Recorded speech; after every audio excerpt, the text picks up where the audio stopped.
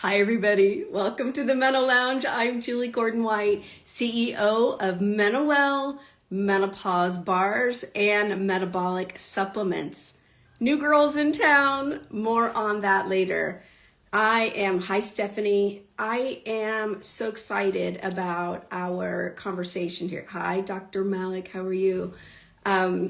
Super important. I've had friends impacted. I know we all have been impacted either personally or with friends or family members. So let me bring up Tracy here for our conversation. I hope you guys had a nice weekend. I'm still recovering. Let's see. All right, I'm looking for her. She's coming. Here she is. All right, I see you. I see you.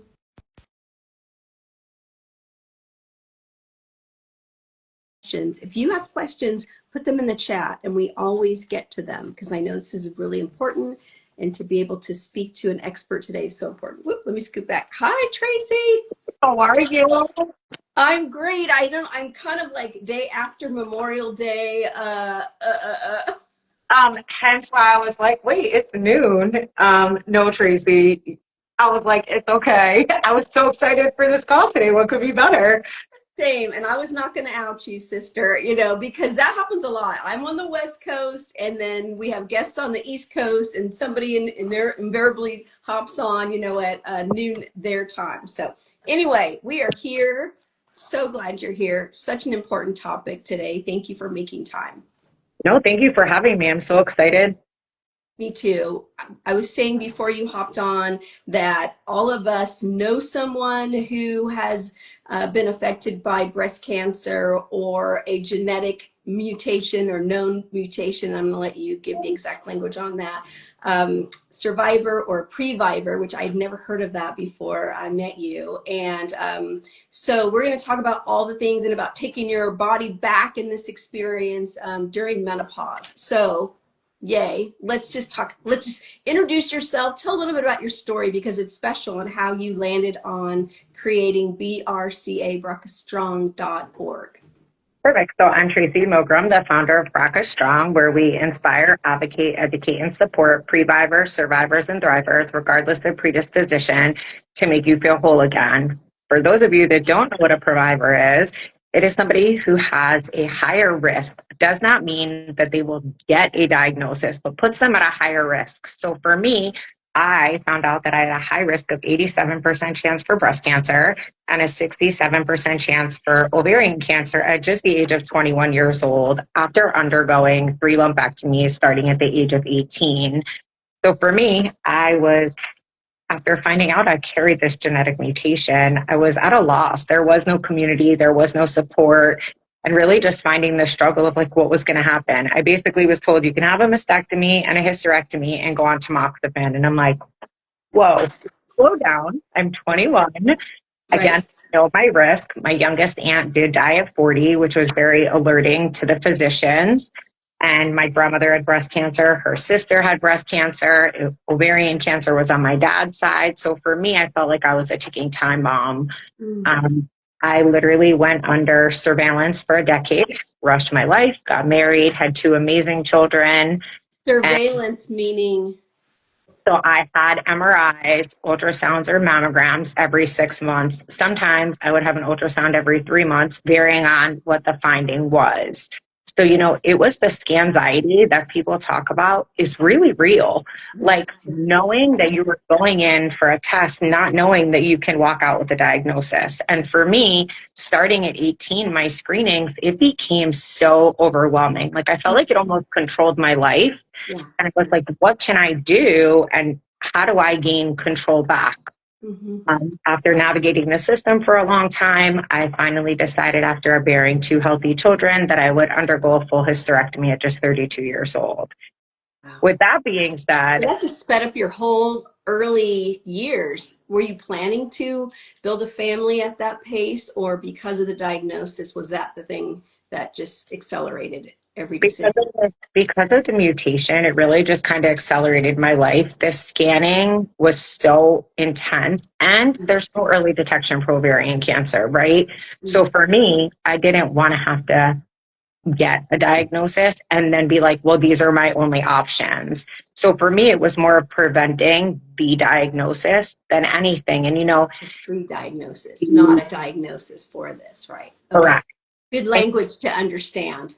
And yeah, it's really important. And, 11 years ago, menopause was not being spoken about. So I literally left the OR and woke up in full blown menopause, hot flashes, weight gain, didn't realize my bone health over the years. And then after my full hysterectomy at 32, I underwent a prophylactic bilateral mastectomy, which is I had all my breast tissue removed, and I underwent an expansion process to implants. And navigating that, from menopause to a mastectomy was quite overwhelming with no resources. And I felt like, what is going to happen in my life? And, when we talk about all of the surgeries that I had, going back to the menopause, nobody talked about it. We didn't talk about heart health. We didn't talk about bone health. We didn't talk about bone prevention. No. Things that women are really not aware of. Even to this day, I have women call me and they're like, well, we see, you talk about osteoporosis. And I'm like, yeah, because it goes along with a hysterectomy. Now, mind you, Declining estrogen, right. Now we're doing partial hysterectomies with ovaries and tubes, not full. But again, women are waking up, as you and I know, Dr. Men, very well, with patches on them. So we are not going into menopause. But through my journey, from a hysterectomy to a mastectomy to a 2-time skin cancer survivor, going through brain surgery and advocating, I felt like there just wasn't enough in the community. And I really wanted to create that space. And here we are 10 years later. Yeah. Wow.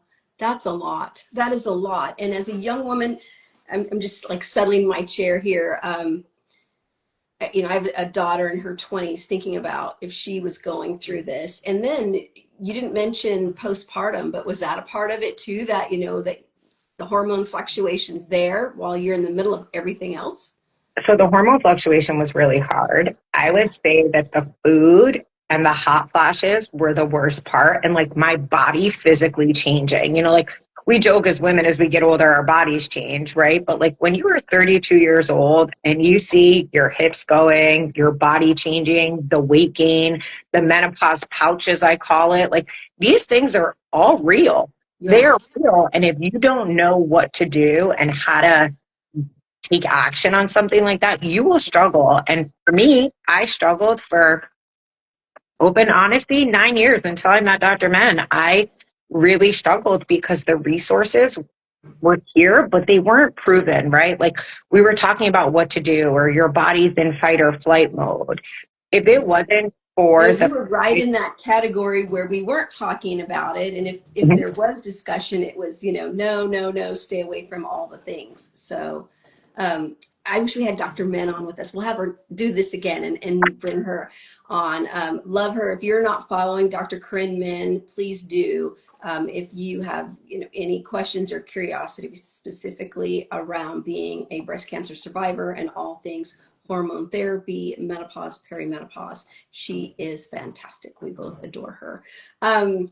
Let's see. So let's talk about, and you mentioned it, medically induced menopause, because I didn't even know that was a thing. My mom had hysterectomy. She didn't really talk about it. But when I first got into this conversation and I had women in their 30s coming up to me and say, oh, yes, I'm already been I'm postmenopausal. I'm in your 30s. How did that happen? And they say, oh, I had a hysterectomy. And so I know that not only do women not know about perimenopause, they are really not prepared for what happens when you wake up the minute after you have something like this and boom, you are surgically in menopause. What are we doing for these women and how are we helping them? Now I think there's a lot more options, Julie. Like we're so blessed that a lot of our community is educated, right? And if not, the doctors are educating them. And thank God to social media, right? Because once you type in menopause, you and I both know you're going to get flooded. The feed's going to get flooded. You're going to find my MenoWell. You are going to find stuff that needs to exist, right? So I think that that is one of the benefits to the community now. Now, if you see a physician that is like, no, don't worry about it, you're going to wake up in menopause, guys, seek other options, because waking up to night sweats, mood changes, mood balance, and your mental health. Mm, That to me is the biggest trigger, is mental health, right? mm, Because when you go through menopause and your body changes, your brain changes. right. I am a firm Absolutely. believer. You said you're a poor sleeper. Yeah, I'm a poor sleeper, right? Mm, Terrible sleeper, poorly managed. I work on my mental health. And over the last year, I would say I have seen the most drastic change in myself for the better, because I literally was spiraling down and did not even know it. And I started an estrogen patch. I didn't do anything else because, again, I did have a full hysterectomy. And literally, I think within 90 days, my daughter looked at me and she's like, okay, mom, things are getting better. My best friend looked at me and she's like, you're better. And, you don't realize what your body is going through. right. You realize that it's going through a change, but how do you stand up and fix that change? Right. Right. And also because those changes can be so many different things at the same time. If you're a young woman and you don't know about perimenopause or menopause, then you may not know that that's what's happening. And Right. that just makes it even scarier. Or if you have, you know that you have the gene, and we should talk about how does someone find out. I Yep. don't think we really touched on that. If they have the predisposition for breast cancer or a different type of cancer. Um, and so how scary is that? So, but it's so nice that there is information now, and through your organization, BRCAStrong, women can find out, and they don't have to be alone, and they don't have to be scared, and they can meet women like Dr. Min, who find her on Instagram, all your favorite social media channels, and really meet themselves where they are. But you touched on quite a few things: sleep, mood, and nutrition. So let's kind of circle back to nutrition, because that's my jam too. So let's talk about that, and how is it different when you have had a mastectomy, or you have other things happening in your body that oh, this is not working for me. I'm gaining weight. I don't feel good. So for me, I was gaining weight. I just constantly was racking on. Over the last year, I've lost 87 pounds. And how I realized that I needed to lose weight is I jumped on a survivorship, previvorship program at one of our local hospitals, met with like the team. And I'll never forget, Brian was like, you were in fight or flight mode. And I'm like, come on, I learned about that in high school. You're joking, right? And literally, I slowly started to increase my water, increase my foods, focus on what I was pouring into my body. Mm. So, hot flashes. Cannot drink red wine or white wine. If I drink red or white wine, a sip. I am done. I'm Hot flash, hot no flash. slate. Right. I'm like, what is going on here, right? Red sauce for a very long time. Couldn't eat red sauce. So Mm. it's literally taking yourself out of the situation and evaluating what's around you. What are you consuming? How much are you eating? Are you eating enough? What's your calorie intake? And I literally went over my full schedule, and he's like, unacceptable, Yeah. unacceptable. Because your proteins aren't there, your collagen's not there. And I'm like, Yes. who's talking about this? What are we talking? I'm carbs. Only old ladies are talking about this stuff, right? I'm Not like, so much. Not so much. exactly. I'm like, I'm Carby Barbie is what my kids call me. Like, I love carbs. But realizing that these were the things that were working against me versus Mm, helping me. So mm, in the last 4 weeks, I would say almost 5 weeks since I got my package from you guys, I've implemented 2 bars and I love them. And I'm like, if I can find supplements or food that can help me with, first and foremost, my nutrition and my mental health, yeah. I'm for it. Yeah. And that's Yes. the most important part, is figuring out what works best for you. Because what works for me might not work for you. Totally. You have to try things to find out what works for your body and what you like. And once you land on those two things, then eating in a supportive way, and that's really what this is about, right? Especially when you mentioned fight or flight, that points right to stress and cortisol. Um, that when we find ways to fuel our bodies with foods that we like, that are supportive, it kind of all comes together on its own. Yes, we still have to, move our bodies and Right. lift weights and get strong and all of those things, but food is such a huge part of what we do. And so making sure we're getting in those lean proteins and water and fiber, all of those things to go together. And healthy fats are fantastic. And carbs that aren't really supportive is different than carbs that are supportive, right? So good carbs that are complex. We want sweet potatoes that are high fiber, and eventually they taste so sweet, like you just eat them all by themselves. They're so good. So I love that. Nutrition, it's all roads lead back to nutrition. That's just it. Nutrition and movement. Those are the biggest levers in all situations, really. And I think a lot of women post mastectomy or hysterectomy are scared to get back in the gym or scared to go for their walk because of their body, right? But know your body and know your limits. Like, know that you can get up, and even if you take 50 steps or 10 steps, those 10 steps motivate you tomorrow to want to do 15 or 20.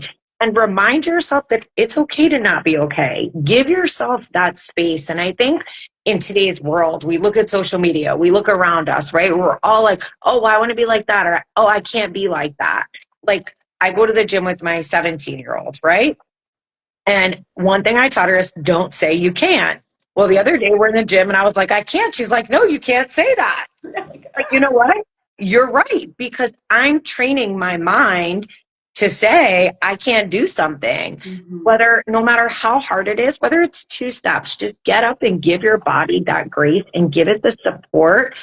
It's like the same thing with fueling your body, right? If I'm not hungry for a meal, grab a bar, grab something that can at least go in your gut so you're not burning off nothing, because our cortisol, all of our bodies play such an imperative role in what we put inside of it. I never was so cautious in my life. Recently, I stopped eating red meat. Now I'm like, I don't want chicken anymore. So like, I'm going through this transition. I'm like, maybe it's menopause. I don't know. I'm like, just gotta get that protein in there. So that's the biggest challenge, right? If you go off of meat, animal protein altogether. So you have to be super intentional about your protein. But yeah, listening to your body, there can be a season where you feel like I need to take a break from animal protein. Yeah. All good. That the body knows. It really does know. We don't get quiet enough to hear it though at all. Okay, so sleep, of course, huge, right? Gotta sleep. Sleep hygiene, as our Dr. Larissa likes to say, doing all the things. I really believe more and more and more. Besides, the science backs it up. If you want to have a great day, you have to start with sleep. You have to make sure that you are doing all the things that will help your body basically recover from the day. And when we do that, also studies show that we eat less, right? We're less emotionally trying to fill ourselves up from not really recovering overnight. So it's huge. Sleep played a huge role in my fight or flight. I think I was not sleeping. I was irritable as ever. But I one day was scrolling on YouTube and I was like, let me just listen to this meditation. And everybody likes different meditations or don't like them. You know, most meditations start from your head down. I found one from your feet up. And I absolutely cherish it. And on nights that I feel restless, I just get on and I play it. If I wake up at 2 a.m, I'm now playing it at 2 a.m because it puts you back in there knowing tomorrow's going to be a better day. With that, you're going to be able to have more patience. You're going to be able to help more people. You're going to be able to touch more lives. And that's really what we want to do. Absolutely. And if I'm advocating, I'm out here advocating, fighting for other women. I got to be an example. Right? You have to be at your 100% tip-top self. So sleep is really important. I love that. I am a meditator. I have been meditating for 12 years, I want to say now. I started a little bit before 50. And it is just like, it's a non-negotiable for me. And I like different kinds, guided meditations, short meditations, really long meditations are like medicine, transformational. Yoga Nidra is incredible for what you're talking about, really true, getting true rest in the body. but again, we have to slow down for that, right? We're like, I can't do it. It's okay. But it's a practice. It's a practice and super worth it. I love it.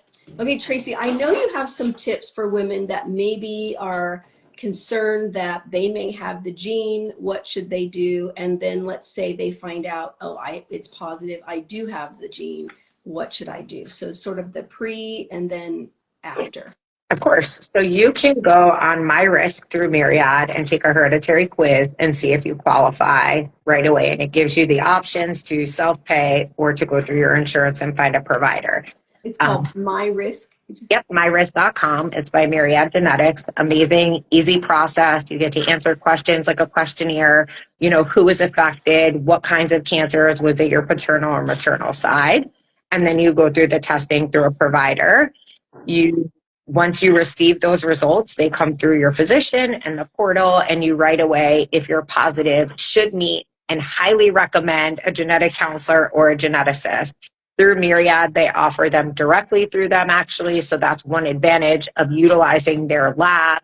They have been around for years. There's other labs out there as well. I personally like that you can go on and take the quiz and find out. You can also go to your GYN. You can talk to your breast oncologist. Once you get those results, it is imperative that you find an institution that has a team. So for example, I am a patient at Sylvester. They have a genetic predisposition syndrome clinic. This clinic gives you access to a genetic counselor, your breast oncologist, a genetic counselor, your GI oncologist. Now you get a genetic counselor visit also. Somebody who walks you through each phase, because it is more than just BRCA first, right? And it's more than just breast and ovarian cancer. It's prostate, it's lung, it's skin cancer, it's multiple myeloma, things that people are not talking about. But yet, when we can prevent a disease, let's get on it. Whether it's surgical or whether it's screening, there's those options. Wow. I didn't realize that there were predispositions that you could screen for beyond breast cancer, ovarian cancer. Colon, prostate, pancreatic. And those are the things that people don't really talk about a lot, right? Like, we have some celebrities that come out and do testing, right? Amazing. They come out, they make their walk in the park. Let me just be clear. So beyond regular screening, right? So the colon screening that your doctor provides you, I just got a cervical screening sitting in my bathroom right now. I haven't done it yet. But beyond that, so we're talking more about if you have a family member maybe that has had a cancer, then is that who you're referring to, not just regular screening? Correct. So basically, it would be if your grandfather had lung cancer. What age, right? Was it smoking induced or was it genetics? Like, we don't know, right? If he didn't smoke, then it's probably due to the gene. It could be genetic, right? So then you would take a genetic test. If you have prostate cancer in your family. Yeah.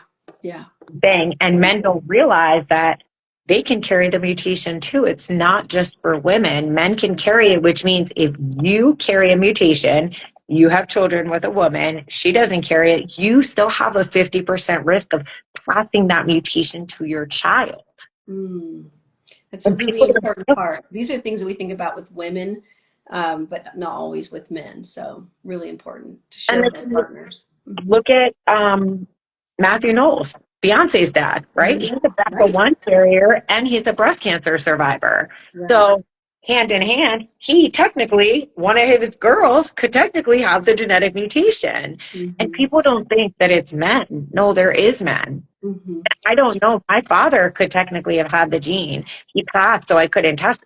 My mom has it, but you don't know where it came from, and understanding that those risks come from your paternal and maternal sides are crucial. And then as you go through the cancers, they tell you which mutation you might have or be at a higher risk to have. Okay. So sorry, I interrupted you on your tips because I thought that was super important. Okay. So that's where we go, myrisk.org for screening. Yep. And we can, if you want, when we post it, I'll send it to you in the chat and you can put it in the, yep. Okay. And then once you find out you have a genetic mutation, community, previvors matter. That is a very big hashtag. Why? Because again, we don't have to take surgical action. We can go under surveillance, and finding that community is so important because previvors and survivors all come together, right? The difference is, unfortunately, survivors need chemo or drug interaction where we're doing prevention, and that prevention can be a life changer. Accepting your new normal, right? How do you accept your new body after a hysterectomy? How do you still feel feminine, right? Where do you buy bras from? How do you get access to platforms like Julie's? Like, you've got that space is imperative. We have a small group on Facebook of 5,000 women called BRCAStrong, just sharing resources like this because you're not alone. And it's not a death sentence. That is my biggest takeaway from today. Is finding out you have a genetic mutation is knowledge. And that knowledge can help you, help your children, help your grandchildren. 20 years ago, we were not talking about vaccines for BRCA mutations. Right. Ambassador BRCA, Dr. Susan Dumchek, is working on a vaccine for children who, my children's age. Wow. Like, things are changing. IVF is an option now, right? There's so much out there, and the resources should not be limited. But at BRCAStrong, we will help you and walk you through every step of the way. Thank goodness. Thank you. Thank you. Thank you for all you're doing. I can only imagine how frightening it could be if you don't have community and support around you when you get a result and now you are a part of the community. You didn't know you were part of it.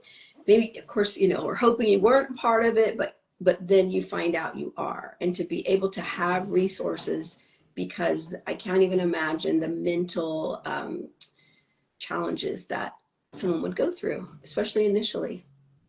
The mental health is the biggest component here, and that's what I tell people. Like, my best friend just tested a year ago. She came back BRCA positive. Super strong mindset, was like, nope, mastectomy, hysterectomy. She's knocked both out. Like, my other best friend just did a test. She has a variant of unknown significance. So basically will be followed by the lab for the next years. And if something comes back with her pathogenic mutation, they will notify her. So you're constantly getting updates of, well, if you have something or if it develops, we will now contact you, right? Mm-hmm. So you have that option of saying, here's options. I have another friend that wants to do it. I'm like, you're not a candidate. She's like, what do you mean? I qualified, on paper. I'm like, mentally, you're not a candidate. I would love for you to do it. Mentally, she cannot process like just walking.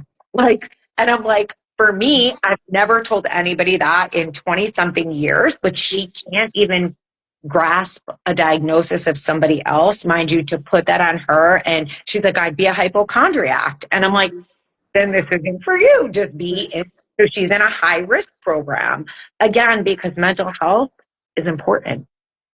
That's a really important point that you brought up, because, and I was listening to something recently that we have all these screening tests available to us now, but sometimes it's too much information that we are not prepared to handle it. I have my calcium score done, and my doctor said, well, I'll do it for you, but if you don't come back with the score, the 0 score, then will you go on a statin?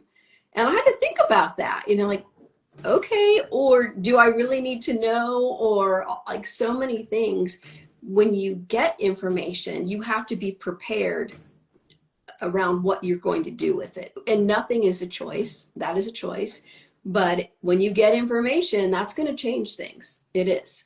So I think that was really kind and responsible and quite loving of you to say that. How well did she take that? Like, what do you mean? A little hard. But, honesty is key here, right? Like, first of all, because I'm going to help advocate for her, right? So then what am I going to do? Jeopardize your mental health that's not stable right now as it is, to say you're stable now to give you something when your father passed of pancreatic cancer. And right now, in reality, there's no screening for pancreatic cancer. Guess what? Unless you carry a BRCA1 or BRCA2 mutation, you can go on a clinical trial and get early screening. But if you don't, then you don't have access to that. Right. There's a lot here. There Yeah. is a lot. But thank goodness you are here and the organization so people can come together and ask questions. Be Walking Shorts. I love that name. I love how all the names on Instagram, they're so creative. She said, what is the doctor's name? Dr. Men. It's Dr. Corinne, Menn. And if you send one of us a DM, we're happy to go ahead and share that information. But I know, Julie, before we hang up, unless you have other questions for me, I have a question for you because I need my community to know all about Julie and her products because it's so important that we have these resources and come together to share what we can do and how we can make an impact. So if you could take a couple of minutes just to kind of share who we are.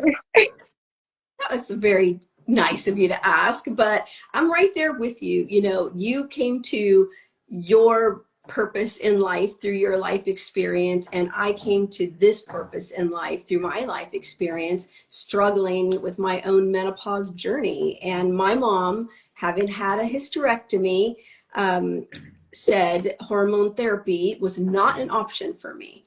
And I'm like, okay, because she was in that time when, you know, it was a big no-no and dangerous and you get breast cancer and all the things.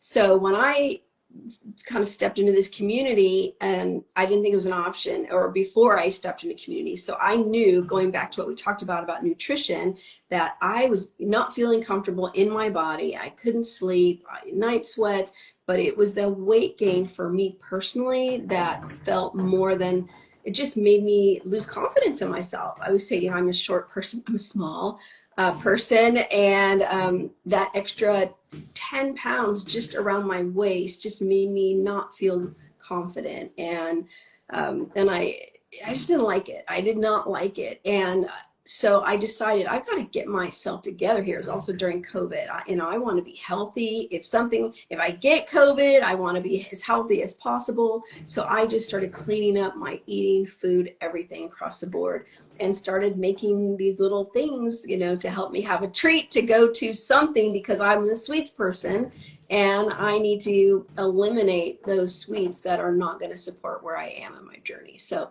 that's kind of the short version. I started making them, and then my girlfriends are like, okay, this is something that midlife women need to have. So there you go. Found a manufacturer to take my recipe. Then I have my clinical nutritionist, and I had a dear friend who was an OBGYN specialized in estrogen. Next thing you know, here we are in the world. And recently we added targeted metabolic supplements, kind of what you're talking about, because post-menopause, which also is part of your community, you know, we talk, things continue. They don't go away. They don't go away. HRT helps a lot. I take HRT now, estrogen patch and progesterone, and it's still, you know, ashwagandha for stress, talking about fight or flight, right? Huge. Mood, saffron. So we're really like single ingredient, natural kind of focus, because I want people to be able to decide how much and what is right for them. Everyone is different. Berberine is fantastic to help calm our insulin and cravings. And then, of course, my new BFF, magnesium glycinate. Yeah, because sleep, right? Because sleep. What's the mood one? Hold on, I didn't know you had a mood one. Yeah, saffron. Saffron has been around forever. And it's different than ashwagandha. Ashwagandha is a stress response, right? More cortisol versus just mood. And a lot of women, postmenopausal women and perimenopausal women, talk about mood, that they just don't have that overall calm that really helps get them through the day. So, and it's been around forever. We know it's a beautiful flower, and it's a great stack, you know, a supplement to add to your stack to really help keep you calm through the day. That's what I'd say. I'm going shopping after this call. Thanks, Julie. I'll send you some samples. There you go. Run them through your own doctor, but you know, that's the beautiful thing. We all have to find, going back to what we said, find what works for you. But whether you are a previvor, a survivor, postmenopausal, and you still aren't feeling good, you're not feeling like your full self, then we should know that You have your resources, we have products and services, like ways to help women, because that's what we're all about. You and I are all about is helping women in these stages just feel better because we deserve it. We Agree. deserve it. Agree. Yeah, thanks for asking. Don't get me started. You know, like you, it's our passion, right? So I have to talk about the bars. I'm not letting this call end without the bars because I do not like bars. Everybody makes fun of me. They're like, eat this bar, eat this bar. I'm like, no. And I literally ate them during the event in New York, and the ladies love them. So if you could share a little bit about your bars, please. yes, no. So bars are all have amazing, dates are the yummy part of them, plus high fiber, critical plant protein, maca, which is a Peruvian root that helps balance also blood sugar and some say hormones over time. It's natural, so it's not a pharmaceutical, but all of those together, plus all things like flaxseed and salt, and depending on what do we send you? Chocolate? You sent me chocolate, and just so you know, I'm not a chocolate eater, and it's my favorite. Like, I don't like chocolate. I'm not a sweet person It's at not all. very sweet, right? It's just sweetened with dates, just enough. And the cacao nibs and a little bit of salt make you want to come back for another one. I know I eat them. I'm like, damn it, where did that go? I just, blah, blah, blah. But so much fiber. You got to just check yourself, right? So Listen, I'm doing it. I'm happy. I'm eating one or two a day. I'm good. People I are love like, it. you're eating a bar? I'm like, yep, thank You're you. so cute. Drink water, drink water, drink water. Okay. Well, thanks. This was not meant to be a commercial, but it just lends into the whole thing around nutrition, whether you are a cancer survivor, a previvor, you are a woman in midlife. Nutrition is our number one lever. It is. It's a thing that we can actually control. That's what I like to share. So, You can control what you put in your body and choose what you put in your body. And I highly suggest for everybody that you guys really stay in tuned with your body, whether it's perimenopause, postmenopause, listen to your body and give it what it needs. mm, Listen to that gut feeling. That's my biggest piece of advice. And really, if you're struggling, please feel free to reach out to myself. I'm sure Julie's open to conversation. We are here to provide resources and give you these resources at your fingertips so you don't struggle. You don't go in fight or flight mode. You have a mood balancer.